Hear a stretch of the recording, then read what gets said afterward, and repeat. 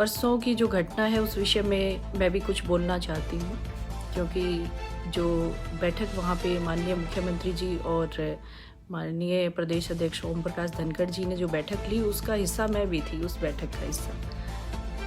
बाहर आने के बाद कुछ पत्रकार साथियों ने हमसे सवाल भी पूछे कि ऐसा ऐसा हुआ है। उस वक्त मुझे जानकारी थी नहीं।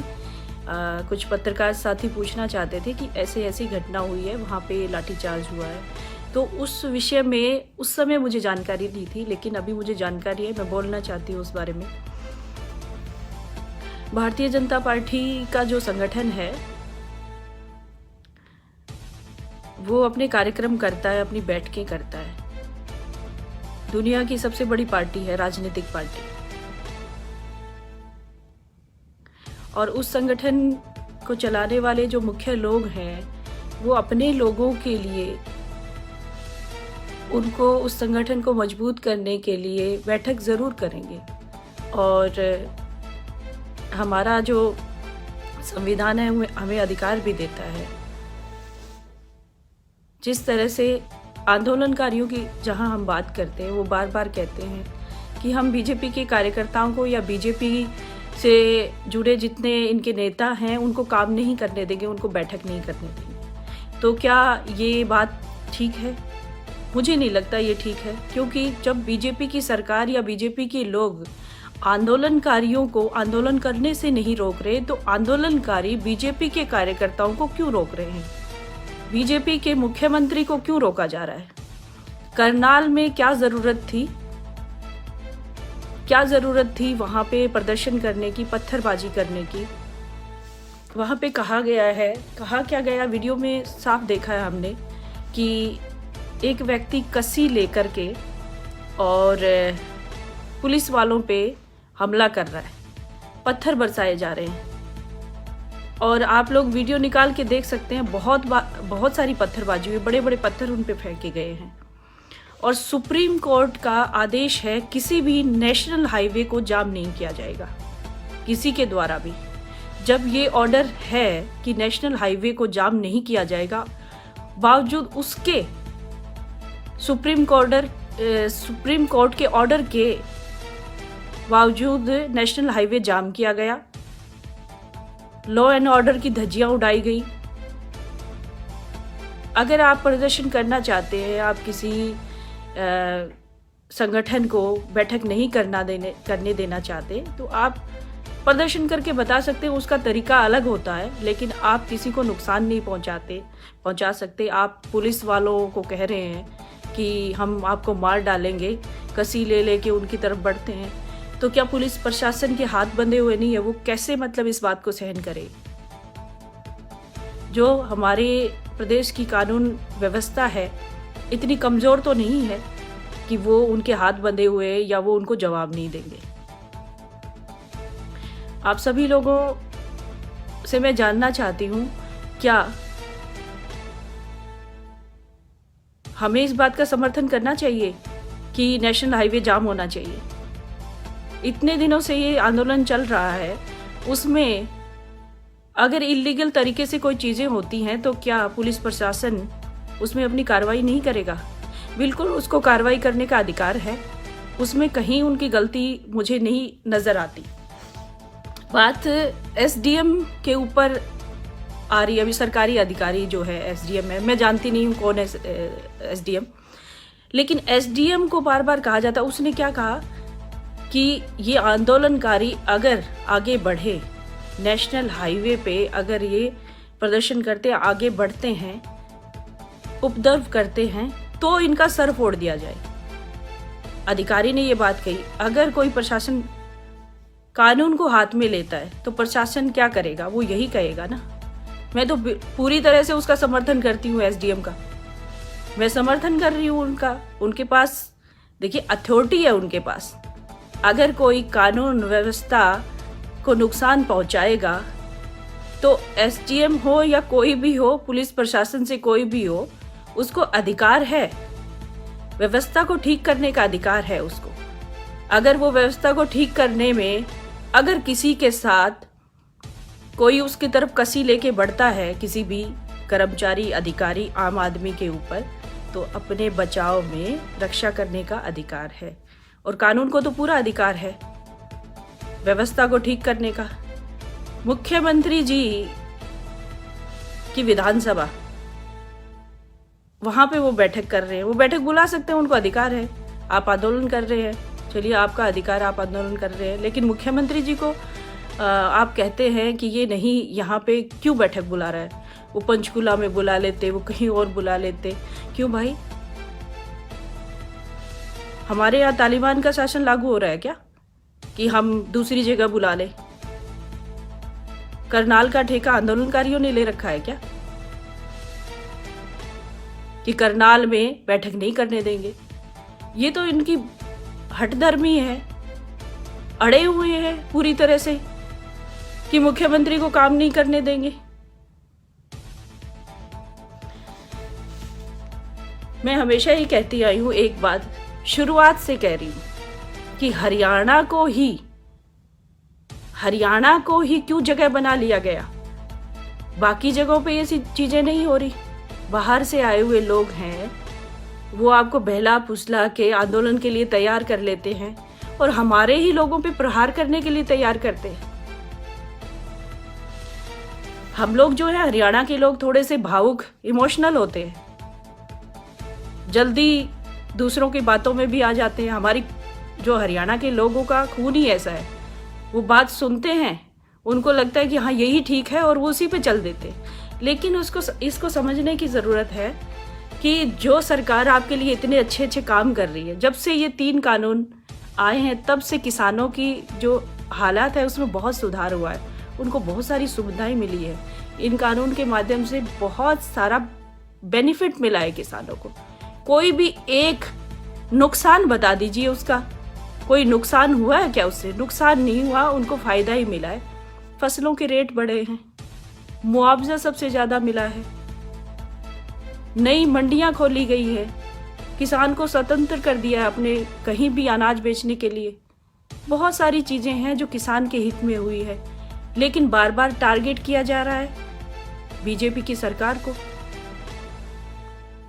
इससे तो साफ ऐसे लगता है, आजकल जो अफगानिस्तान में हम लोग देख रहे हैं तालिबान शासन को, तो ये आंदोलनकारी तो उन तालिबानियों से भी गए गुजरे हैं, जो एक मुख्यमंत्री को, एक जो ईमानदार मुख्यमंत्री है, उस पर बार बार प्रहार किए जा रहे हैं।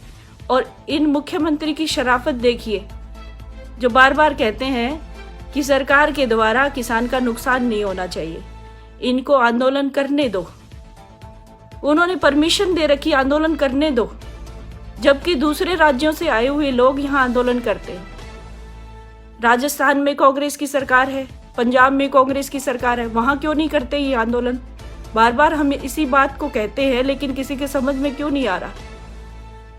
आप अपनी मांग रखनी केंद्र सरकार से जाके मांग रखो, हरियाणा को क्यों टारगेट किया हुआ है? मुख्यमंत्री जी ने हमेशा कहा है जब तक ये चाहे आंदोलन कर सकते हैं, लेकिन अपने दायरे में रह के आंदोलन करें। लेकिन ये जूते खोल के चढ़ जाते हैं बार बार बीजेपी के कार्यकर्ताओं पे। बीजेपी के कार्यकर्ताओं को काम नहीं करने दिया जा रहा, बीजेपी के कार्यकर्ताओं को कहा जाता है डरपोक है, उनको गालियां दी जाती हैं। जब कोई बोलता है तो उन पे चढ़ जाते हैं ये लोग, कोई उनको जवाब देता है तो उन पे चढ़ जाते हैं बुरी तरह से, उनको टारगेट किया जाता है, उनके मुर्दाबाद के नारे लगाए जाते हैं, उनके पुतले फूके जाते हैं। क्या हासिल हो जाएगा आपको इससे? तालिबानी शासन लागू करना चाहते हैं क्या आप लोग यहाँ पे? एक व्यक्ति, हरियाणा का मुख्यमंत्री, जो बार बार कहता है जो पिछली सरकारों ने जो किया, जिनके समय में कितने किसान मरे, मैं वो बातें नहीं दोहराना चाहता। हम लोगों की भलाई के लिए इस सरकार में काम कर रहे हैं और किसान भी उसका हिस्सा है। हम किसानों को प्रॉफिट दे रहे हैं, हम तो उनका फायदा कर रहे हैं, हम उनका नुकसान नहीं चाहते। अगर ये भटक गए हैं, आंदोलन का हिस्सा बन गया, कुछ राजनीतिक लोगों ने इन्हें गुमराह कर दिया है, तो कोई बात नहीं, इनके हाल पे छोड़ दो। जिस दिन समझ आएगी उनको पता चलेगा कि कौन आपका सपोर्ट कर रहा है, कौन आपके खिलाफ है। लेकिन हम लोग इतने इमोशनल, हमें कोई भी कह देता आके और हम लग जाते उनके पीछे। पिछले समय में हमने देखा जाट आरक्षण के समय में कितने लोग हमारे यहाँ से कितना पैसा बना के ले गए, आज भी वो लोग यही कर रहे हैं। यहाँ पे अपने कमाई का साधन ढूंढा हुआ उन्होंने, कुछ लोगों को आगे कर दिया है, कुछ राजनीतिक पार्टियों के लोग आते हैं। आप लोग वीडियो में फोटोग्राफ्स में देखते हो, मैं नाम नहीं लेना चाहती, बहुत सारे लोग हैं राजनीतिक क्षेत्र से जुड़े हुए, दूसरी राजनीतिक पार्टियों के लोग इनको गुमराह करते हैं। आके बड़े बड़े स्तर के नेता आते हैं, इनको गुमराह करते हैं। लेकिन हमें सोचने की जरूरत है, हम अपने ही लोगों का क्यों नुकसान कर रहे हैं, कानून व्यवस्था को क्यों खराब कर रहे हैं हम लोग। नहीं करना चाहिए, हमें सोचने की जरूरत है।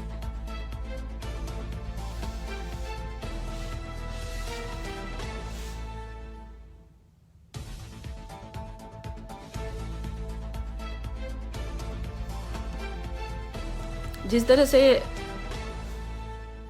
करनाल की बैठक के बाद वहां पे चारों तरफ से घेराव किया हुआ था कि आप लोग निकल नहीं सकते, ये लोग आपको निकलने नहीं देंगे। भाई हमने कौन सा गुनाह कर दिया कि हमें निकलने नहीं देंगे। हर रोज हमें इन चीज़ों का सामना करना पड़ता है, हर रोज। अगर हम सरकार का हिस्सा है, हम उस राजनीतिक पार्टी का हिस्सा है, तो क्या हमें जीने नहीं दिया जाएगा? हमें अपनी बात रखने का हक नहीं है? हमारे संगठन के लिए काम करने का अधिकार नहीं है? कोई बोलता है तो उसको बोलने नहीं दिया जाता, कोई रोड पे निकलता है तो उसको रोड पे नहीं निकलने दिया जाता, उसको अपना काम नहीं करने दिया जाता। इसका मतलब आप तो तालिबान से गए गुजरे हो। ज्यादा ही खून खोलता है आपका, ज्यादा ही खून खोलता है आपका आंदोलन करने के लिए, तो आंदोलन उस जगह जाके करो, अफगानिस्तान में जाके करो ना। उन लोगों को बचा के ले आओ तालिबानियों से। वो लोग रो रहे हैं, बिलख रहे हैं वहां पे। अगर आपका खून जोर मारता है तो उस चीज में इस्तेमाल करो, अपने लोगों के साथ लड़ने में मत करो। और मुद्दा क्या उठा रहे हो जो सरासर गलत है? किसान कानून। सबकी समझ में आ गया है किसान कानून क्या है और किसान कानून से कितना प्रॉफिट किसान को हो रहा है। लेकिन सब लोग जो राजनीति करने वाले लोग हैं, जो बीजेपी सरकार को नहीं चाहते, वो इस आंदोलन को खत्म नहीं होने देना चाहते। वो बार बार कुछ लोगों को गुमराह करके आगे कर देते हैं। किसी को कसी उठा के भेज देते हैं, किसी को लठ उठा के भेज देते हैं, किसी को कहते हैं मुख्यमंत्री का रास्ता रोको, किसी को कहते हैं प्रधानमंत्री का पुतला जलाओ। ये चीजें करते हैं। इससे क्या हासिल होगा? अपने लोगों का विकास रुकेगा। ये जो बैठक थी, किस विषय में थी? बैठक थी आने वाले चुनाव को लेके। आने वाला जो पंचायती चुनाव है, नगर निगम के चुनाव है, उनको लेके ये बैठक थी। इस बैठक में हम अपनी योजना, अपने जो बातें हैं उनको शेयर किया और हमें आगे की जो गाइडलाइंस थी हमें हमारे सीनियर्स ने बताई।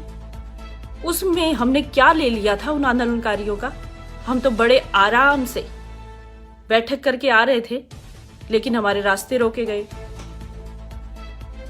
वहां पे एक प्रेग्नेंट वुमेन, जो एक महिला जिनकी डिलीवरी होनी थी, रास्ते में रुकी हुई थी, उसकी गाड़ी को नहीं जाने दिया जा रहा था। भाई आपने भी तो किसी माँ की कोख से जन्म लिया है। वो औरत कितनी तकलीफ में होगी जब उसको जाने नहीं दिया जा रहा था। आंदोलनकारियों ने रास्ता रोका हुआ था। आप दुहाई देते हो बार बार कि ये तीनों काले कानून जो है वापस लो, बार बार दुहाई देते हो।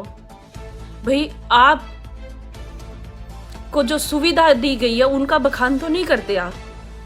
जो बीजेपी की सरकार आने के बाद किसान समृद्ध हुआ है उसका जिक्र नहीं करते हो आप। आपके इस आंदोलन की वजह से कितने लोग पिस रहे हैं उस बारे में कभी नहीं सोचा। हमारे यहाँ कुंडली दिल्ली बॉर्डर पे जितने भी एरिया हमारे लगते हैं, चाहे बहादुरगढ़ हो, चाहे कुंडली बॉर्डर हो, चाहे सारा एरिया जो है उसके बारे में सोचो, वहां के लोगों पे क्या बीत रही है। वो लोग रोते हैं, वो कहते हैं हमारे व्यापार ठप हो गया, हमारे काम ठप हो गए, हमें काम नहीं करने दिया जा रहा। पिछले 9-10 महीने से उनके घरों की हालत खराब हो गई है। क्या वो लोग इस प्रदेश का हिस्सा नहीं है? वो लोग इस देश का हिस्सा नहीं है? उनकी हालत आप लोगों ने खराब की है। आप तो कानून की दुहाई देते हो। उनसे जाके पूछो ना उनके दिल पे क्या बीत रही है।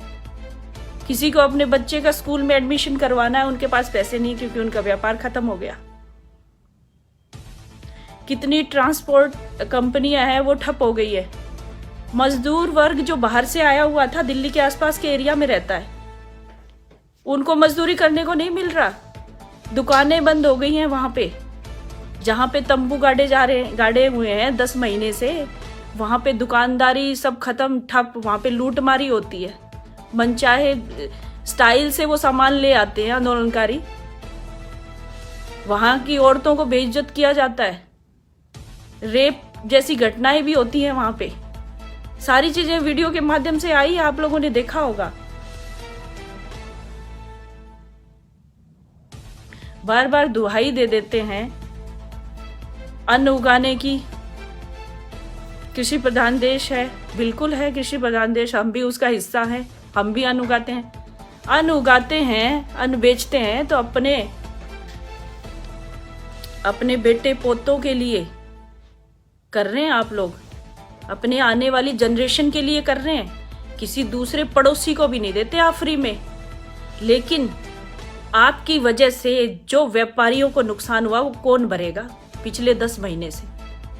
इसका जवाब है आपके पास। खाली आप ही लोग तो नहीं इस प्रदेश में रह रहे, और भी बहुत सारे लोग हैं।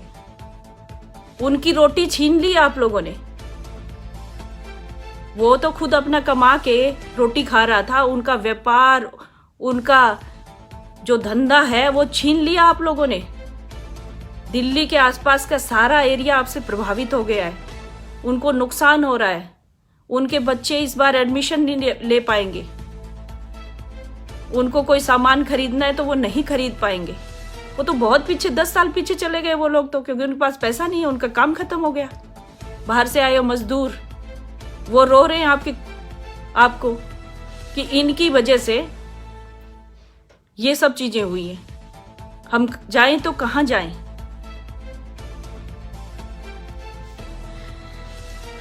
सिर्फ आप ही के बारे में सोचा जाए, दूसरे किसी के बारे में ना सोचा जाए। लेकिन जो हमारे देश का कानून है और हमारे जो प्रदेश की सरकार है वो सबके बारे में सोच रही है। आपके बारे में भी सोच रही है, आपको कुछ नहीं कह रही, आपको आंदोलन करने की परमिशन दिए हुए हैं, कुछ नहीं कह रही। लेकिन आपकी हद है। आप जब मुख्यमंत्री बैठक लेते हैं तो आप धरने प्रदर्शन करते हो और रोड जाम करते हो, नेशनल हाईवे जाम करते हो, पत्थरबाजी करते हो, मारते हो लोगों को। किसी महिला की डिलीवरी हो रही है तो उसकी गाड़ी को रोक लिया जाता है, जाने नहीं देंगे, किसी को नहीं जाने देंगे। कमाल है। इस तरह कितने लाचार और मजबूर लोग हैं। किसी को अगर कोई वेंटिलेटर पे है, कोई हॉस्पिटल में जा रहा है, आप तो एम्बुलेंस को रोक लोगे, आप तो नहीं जाने दोगे। रास्ता रोक दिया आप लोगों ने तो। आप तो तालिबान से गए गुजरे हो अपने आप को साबित करने के लिए कि हमारा खून ऐसा है, हम लोग किसी को कुछ नहीं समझते, हम लोग ये कर देंगे वो कर देंगे, इस सरकार को नहीं चलने देंगे। भाई इतना ही करने के लायक हो ना तो अपने घरों में अपने बच्चों के लिए करो। सरकार है, पूर्ण बहुमत के साथ सरकार बनी, जो कानून लेके आई है वो अगर आपको नहीं पसंद है तो बताओ भाई नहीं पसंद है, उसमें फेरबदल करो। फेरबदल करने के लिए अरे बात तो करो। इस तरीके से बात करोगे आप? बीजेपी मुर्दाबाद, बीजेपी का मुख्यमंत्री मुर्दाबाद, बीजेपी का प्रधानमंत्री मुर्दाबाद, बस यही आता है आप लोगों को। इसी चीज में ही अपना समय बर्बाद क्यों कर रहे हो? अपना जो विकास है देश का उसको होने दीजिए ना। प्रदेश के कितने काम प्रभावित हुए हैं आप वो लोगों की वजह से। उदाहरण देना चाहती हूँ आदमपुर विधानसभा का। हमारा जो विधायक है वो तो कभी कुछ मांगता नहीं है लोगों के लिए। हम लोग चर्चा करते हैं कि अभी इस गांव में ये चाहिए, इस गांव में वो चाहिए। हमारी अभी मीटिंग हुई मुख्यमंत्री जी, मैंने कहा जी ये चीजें हमें करनी है। करे कब? कोई जाए वहां पे, उन लोगों को कोई पैसा वैसा मिले वहां पे, तभी गांव के काम हो गए। रोका किसने? आंदोलनकारियों ने। अरे आदमपुर में सारे ही तो किसान बैठे हैं 90%।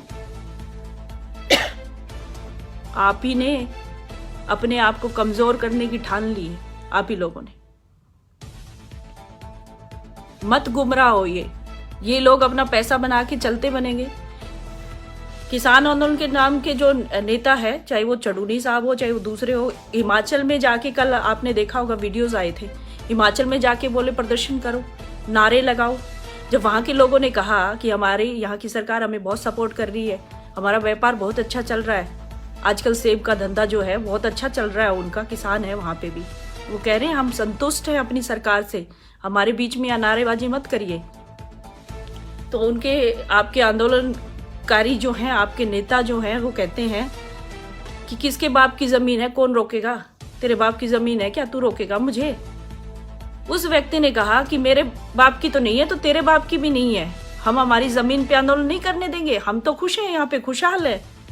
लेकिन जानबूझ के जहाँ जहाँ बीजेपी की सरकार है वहाँ पे सिर्फ आंदोलन किया जा रहा है। ये बीजेपी के खिलाफ मुहिम है इन लोगों की, बाकी कुछ नहीं चाहिए इनको। जब सरकार सब देने को तैयार है, बात करने को तैयार है, चीजें करते क्यों नहीं है आप? आपको कमजोर करने की साजिश है ये। जिस तरह से करनाल का मामला आया परसों का, उसके बाद सारे नेता आगे ना दूसरी पार्टियों के निकल के अपना अपना बयान दे के चले गए। अब 1-2 महीने तक चुपचाप बैठ जाएंगे अपने घरों में, अपना बयान दे के चले जाते हैं, आपको उकसा के। शिकार आप ही लोग होते हैं, नुकसान आप ही लोगों का होता है, उनका कुछ नहीं बिगड़ता। मेरा कहना आप लोगों से यही है कि इस बात को समझें, इस आंदोलन को ठीक ढंग से चलाइए। अगर आपको चलाना है तो उपद्रव का हिस्सा मत बनिए, किसी एक को टारगेट मत करिए। खाली बीजेपी को टारगेट किए हुए हो आप लोग। तो हमारा कार्यक्रम यमुनानगर में था, करनाल के बाद दूसरे दिन यमुनानगर में जो पूर्वांचल के लोग हैं उनका एक कार्यक्रम रखा था, और वहां पे भी बहुत प्रदर्शन हुआ। वहां पे कुछ लोग बेचारे दीवारें कूद रहे थे, कुछ छतों के ऊपर से जा रहे थे, और जिनसे पत्रकार पूछ रहे थे भाई आप ऐसे क्यों दीवारें फांद रहे हो, कह रहे भी हमें जान का खतरा है। उन लोगों के अंदर कितना डर है, वो लोग अपनी जान बचाने के लिए भाग रहे थे।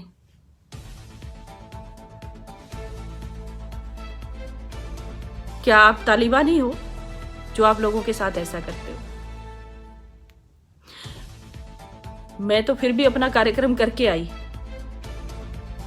मैंने कार्यक्रम किया पूर्वांचल के लोगों के साथ, उन्होंने बहुत अच्छा स्वागत भी किया, और उनको हमने पूरा आश्वासन भी दिया कि आप लोग जो बाहर से काम करने के लिए आए हो हरियाणा में, आज स्थिति ऐसी है फिर भी मैं आप लोगों के साथ खड़ी, और बीजेपी का हर एक कार्यकर्ता आपके साथ खड़ा है।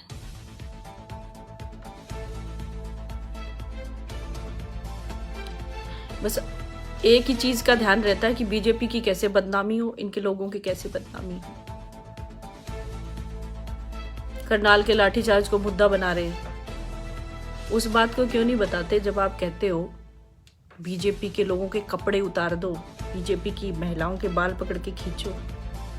मैं तो उदाहरण हूं आपके सामने, मेरे सामने हमारे 2 कार्यकर्ताओं पे हमला हुआ था, 2 कार्यकर्ताओं को चोट लगी थी मेरी बैठक में। इसका मतलब आप करते हो वो तो जायज है।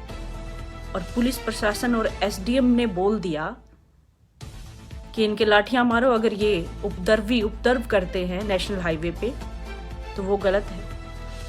उसको तो परमिशन भी है, अगर कोई गलत करता है तो वो सजा दे सकते हैं उसको। पुलिस प्रशासन को पूरी छूट है, अगर कोई गलत व्यवहार करता है, कानून को हाथ में लेता है तो उसके खिलाफ वो कार्रवाई कर सकते हैं। लेकिन उन लोगों का क्या जो हमारी बैठक में जिन्होंने लाठी डंडे चलाए, हमारे 2 लोगों के चोट लगी, उस पे तो आप नहीं बोले, उस पे बोलना चाहिए था आपको।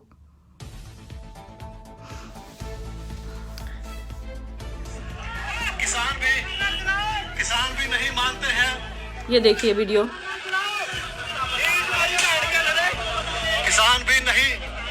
किसान भी जिद्दी है, नहीं मानते हैं। प्रशासन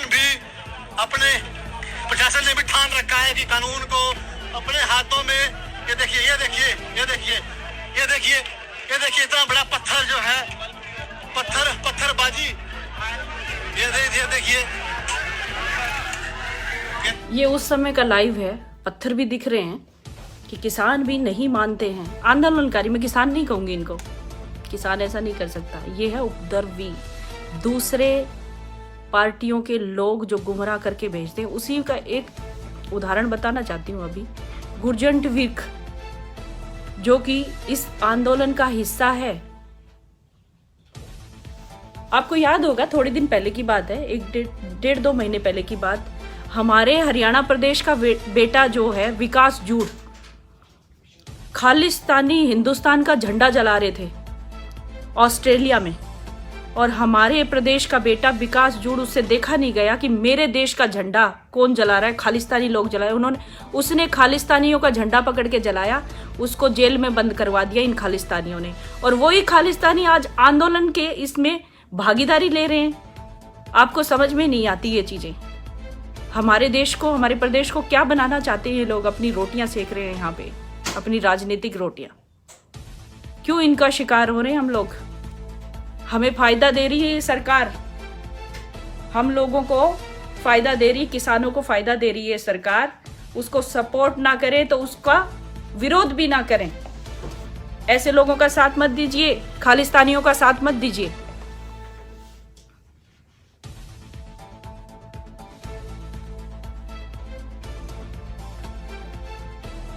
एक भाई कह रहा है किसान के सर फूट के वो ठीक है क्या भाजपा? भाई विकास जूड़ जेल में बैठा है आज भी, ऑस्ट्रेलिया का बेटा विशाल जूड़ आज भी जेल में बैठा है इन आंदोलनकारियों की वजह से, जो खालिस्तान का झंडा लेके खड़े रहते हैं ना यहाँ पे किसान के नाम पे, उसके पीछे गुरजंट विर्क जैसे लोग। वो क्या हमारे प्रदेश का बेटा नहीं है? वो किसान का बेटा नहीं है? उसके बारे में तो नहीं कहा आपने। और जब नेशनल हाईवे कोई जाम करेगा, कोई अपनी कानून व्यवस्था को खराब करेगा, तो उसका यही अंजाम होगा। कितने सारे लोग जेल में हैं, कितने सारे लोग जो क्राइम करते हैं उनके खिलाफ कानूनी कार्रवाई होती है, बिल्कुल होनी चाहिए, चाहे वो कोई भी हो, व्यापारी हो, कोई भी हो, किसी भी वर्ग का हो, होता ही है ये तो।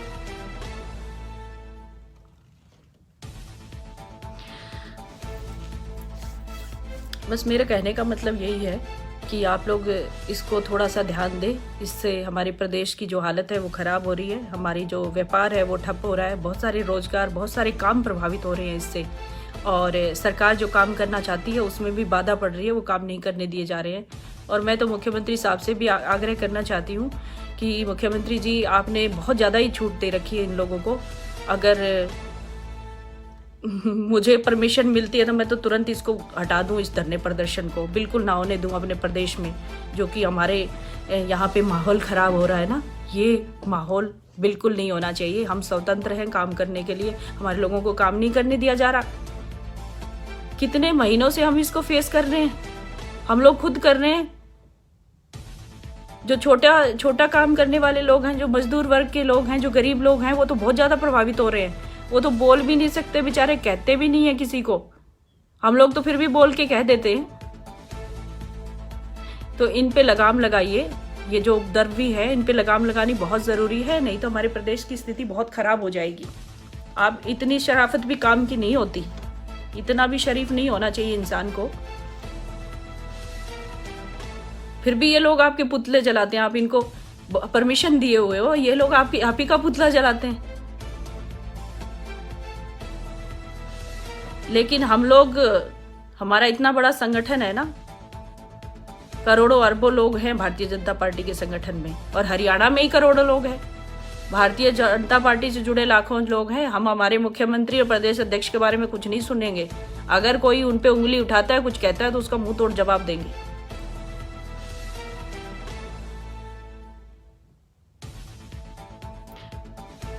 मैं ये जो कमेंट्स है, कुछ लोग उल्टा सीधा भी बोल रहे हैं, मैं जवाब देने पे आऊँ तो मैं ऐसे जवाब दूंगी ना कि आपको समझ में आ जाएगा। लेकिन मैं नहीं कहना चाहती, मैं सीधे तरीके से अपनी बात रख रही हूँ अभी, तो इसको समझिए जरा।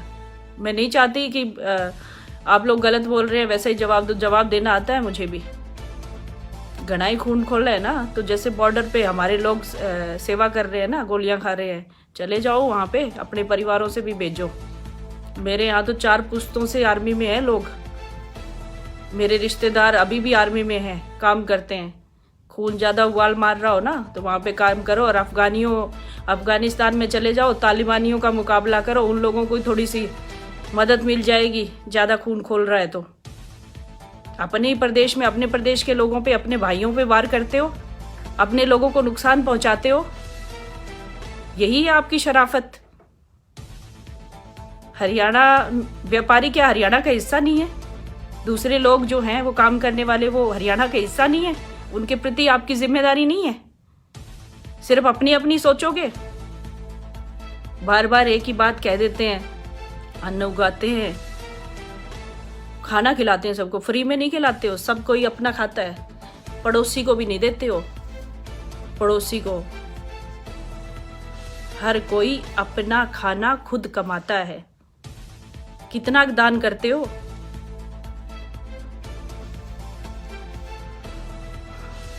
ये मेरा काम है भाई दीपक बुरा, ये भी मेरा काम है। मुंबई जाके काम करना वो भी काम है। मेहनत से कमा के खाती हूँ, मेहनत से, किसी से हाथ फैला के लेते नहीं है। आप लोग तो झूठा प्रमोशन करते हो, हम लोगों को अनाज देते हैं, झूठी प्रमोशन करते हो। किसको दे दिया? कितने एक बोरी अनाज डाल के आते हो दूसरों के घर में? कहाँ पे दान किया है बताओ? सरकार दे रही है आपको मुआवजे के नाम पे। प्रदेश सरकार सालाना 6,000, भारत सरकार सालाना 6,000। फसल खराब हो गई तो मुआवजा, सब फ्री में तो सरकार दे रही है आपको सब कुछ।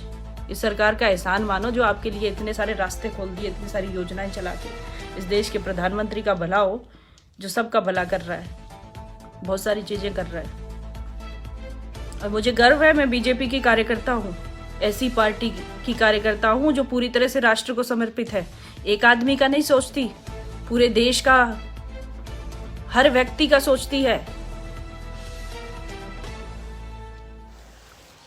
और मेरे कार्यक्रम ऐसे ही चलते रहेंगे, रास्ता रोको कुछ भी करो, ऐसे ही चलते रहेंगे, कभी नहीं रुकेंगे हम लोग। शरीफ हमारे मुख्यमंत्री है, हम नहीं है, हम ऐसे ही जवाब देंगे आपको। धन्यवाद आप सभी का। मेरे इस लाइव को शेयर ज़रूर करना, क्योंकि इस घटना से, करनाल की घटना पे लोगों को गुमराह किया जा रहा है कि सर फोड़ दिया, सर फोड़ दिया। अरे सर फोड़ दिया, कस्सी उठा के कौन गया था? पत्थर कौन फेंक रहा था? जो पुलिस प्रशासन में जो लोग हैं, जो सिपाही वहां पे खड़े थे, वो किसी के भाई बेटे नहीं है क्या जो आप उनके सर फोड़ने पे तुले हो? वो भी हमारी कौम से ताल्लुक रखते हैं, वो भी किसान परिवारों से आते हैं, वो इस हरियाणा प्रदेश के बेटे हैं। उनके बारे में क्यों नहीं सोचा? कस्सी उठा के चल दिए आप लोग। आपका राज थोड़ी ना है, तालिबानी शासन नहीं है यहाँ पे। धन्यवाद आप सभी का। मेरे इस लाइव को शेयर करना ताकि लोगों को सच्चाई पता चले।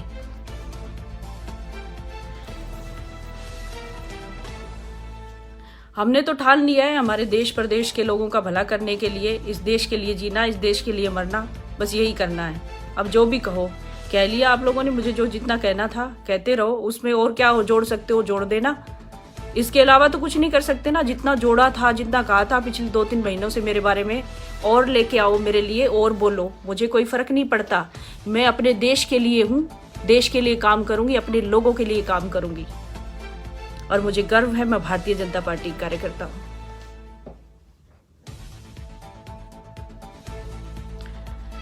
धन्यवाद आप सभी का मेरे साथ जुड़ने के लिए। और इस बात को ठंडे दिमाग से सोचिए, इस आंदोलन की वजह से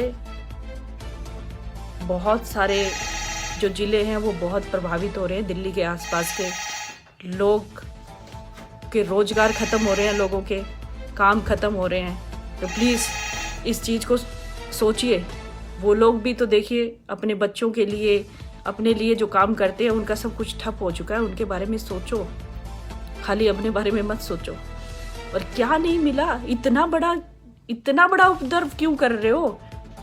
कोई बहुत बड़ी बात तो नहीं हो गई, हमें तो नहीं लगता बहुत बड़ी बात हो गई।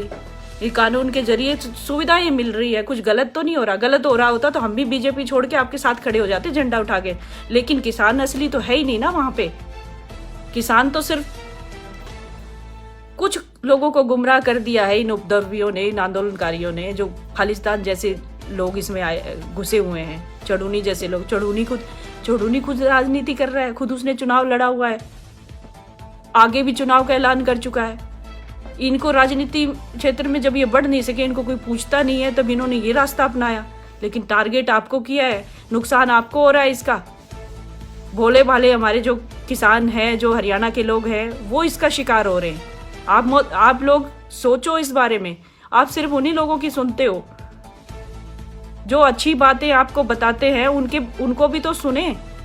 असली मायने में इस आंदोलन की सच्चाई क्या है उसको सुने। आप देखेंगे कि जब भी छोटी मोटी कोई घटना होती है, कांग्रेस के नेता कूद पड़ते हैं इसमें, आ जाते हैं बयान देने के लिए और फिर बैठ जाते हैं अपने घरों में, करते कराते कुछ नहीं है। उदाहरण मेरे उधर देख लो, आदमपुर में कभी हमारे विधायक जी कभी भी कोई काम करने के लिए प्रयास नहीं करते।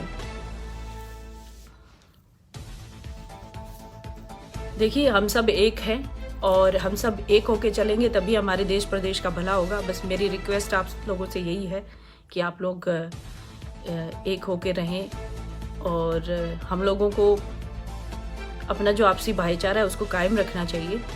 और हम कोई अलग नहीं, हम एक दूसरे के परिवारों से जुड़े हुए हैं, तो हमें इस प्रदेश के बारे में जो अच्छा सोचता है उसको सपोर्ट करना चाहिए, ना कि जो आंदोलन के माध्यम से उपद्रव करते हैं उनके बारे में उनका साथ देना चाहिए। सोचिए इस बारे में, बहुत ज़रूरत है।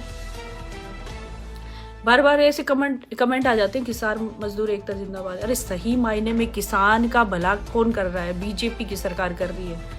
बीजेपी में केंद्र की सरकार कर रही है, प्रदेश की सरकार कर रही है। उदाहरण के तौर पे बताऊं एक और, कांग्रेस के जो अध्यक्ष हैं सिद्धू जी, उन्होंने तक कहा है कि जो गन्ने का रेट है वो हरियाणा की सरकार सबसे ज़्यादा दे रही है, पूरे देश में हरियाणा की सरकार। उन्होंने कहा कि पड़ोसी राज्य जब इतना भाव दे सकता है तो हमारी सरकार, कांग्रेस की सरकार क्यों नहीं दे रही? भला उस आदमी का जो वो तो कह रहा है, आप लोग नहीं कहते, आप लोग ताने मारते हो अपनी सरकार पे। वो व्यक्ति कांग्रेस का व्यक्ति मान रहा है इस बात को और आप लोग नहीं मानने को तैयार हो। आप लोग सारे जमा होके आजू बाजू प्रदेशों के नेतागिरी चमकाने के लिए यहाँ आके बैठ गए, पैसा बनाने के लिए बैठ गए, आप लोगों को गुमराह करने के लिए। धन्यवाद आप सभी लोगों का, और मेरे इस लाइव को शेयर करिए ताकि ये बात सब तक पहुँचे। और यहाँ पे जितने भी लोग हैं वो सभ्यता में रह के कमेंट करें, गाली गलौज ना करें। यहाँ पे जो जितने गाली गलौज कर रहे हैं, ये जो वीडियो है लाइव है, मैं कभी डिलीट करने वाली नहीं हूँ। कभी ना कभी आपकी बेटी बड़ी होगी, आपकी बहन होगी, वो देखेगी भाई मेरा भाई इतना गंदा कमेंट किया उसने, उसको खुद पे शर्म आएगी। तो इसलिए अपनी जो लिखी हुई कही हुई बात है ना, उसको सोच समझ के बोलना है। मुझे नहीं फर्क पड़ेगा, क्योंकि 2-3 महीनों में तुम लोगों ने जो मेरे साथ किया या मेरे बारे में गंदे शब्द बोले ना, उसके बाद तो इससे ऊपर कुछ हो नहीं सकता। इसलिए मेरे को परवाह नहीं इस चीज़ की। लेकिन तुम्हारी बहन बेटी अगर जिस दिन पढ़ेगी ना, वो तुम्हें छोड़ेगी नहीं। धन्यवाद सभी का, इस लाइव को शेयर करें।